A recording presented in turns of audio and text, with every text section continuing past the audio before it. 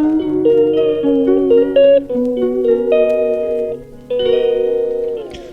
বন্ধুরা, good morning, welcome back to my channel. কেমন আছো তোমরা সবাই? আশা করছি তোমরা সবাই ভালো আছো।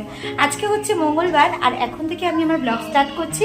আশা করছি তোমাদের আজকে ব্লগটা খুব ভালো লাগবে। মঙ্গলবার মানেই হচ্ছে আমার ছুটির দিন, যেহেতু তোমাদের দাদা ভাইয়ের ছুটি আছে, তো সেই ক্ষেত্রে আমারও কাজের চাপ বেশি। তো চলো এখন বানাবো ব্রেকফাস্ট, আর এখানে হচ্ছে স্যান্ডউইচ বানাবো, তার জন্যই সব প্রিপারেশন নিচ্ছি। ওখানে চিকেনটা ভাজা বসিয়ে দিয়েছি। তো চলো তোমরা এখন থেকে ব্লগটা দেখতে থাকো। তো এখানে দেখো আমি মেয়োনিজ, শসা কুচি, পেঁয়াজ কুচি, তার সাথে লঙ্কা কুচি, গোলমরিচের গুঁড়ো আর বিট লবণ দিয়ে একটা পুর ফার্স্টে আমি রেডি করে নিয়েছি। পুরটাকে মিনিমাম আধ ঘন্টার মতো রেডি করে রাখতে হবে, যাতে করে শসার পেঁয়াজগুলো যাতে সফট হয়ে যায়। আর এরকম সাইজের কিন্তু ব্রেড নিতে হবে।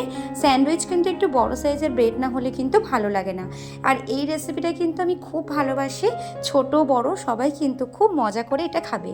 আর প্রায় অনেক দিন হয়ে গেছে আমি এই রেসিপিটা বানাই না। আজকে তোমাদের দাদাভাইয়ের ছুটি আছে, তো সেক্ষেত্রে আমি আজকে ওর জন্য বানালাম। লাস্টে একটু অরিগানো দিয়ে আর একটা ব্রেড দিয়ে আমি কিন্তু জোড়া লাগিয়ে দেবো।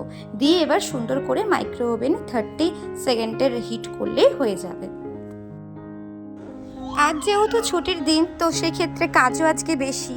তো এই স্যান্ডউইচ খেয়ে যাব একটু বাজারে, রিওকে স্কুলে দিয়ে আসবো। দিয়ে এসে আমি আর তোমাদের দাদাভাই একটু গাছ কিনতে যাব। অনেকদিন ধরে ভাবছিলাম কিছু গাছ পুঁতবো, তো সেটারই গাছ কিনতে যাব। তো এইগুলো খাওয়া দাওয়া করে তারপরে রিহুকে স্কুলে দিয়ে বেরিয়ে যাব।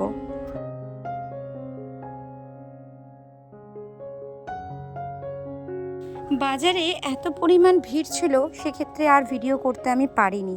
তো অনেকগুলো গাছ কিনেছি, সবটাই তোমাদের দেখাবো। আর এসেই তাড়াহুড়ো করে আগে রান্নাটা বসিয়ে দিয়েছি।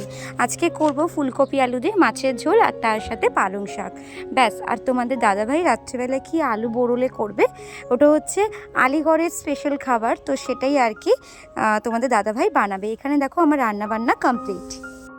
সন্ধ্যেবেলার পর থেকে আর ভিডিও করা হয়নি, একেবারে রাতের ডিনার তোমাদের সাথে শেয়ার করলাম।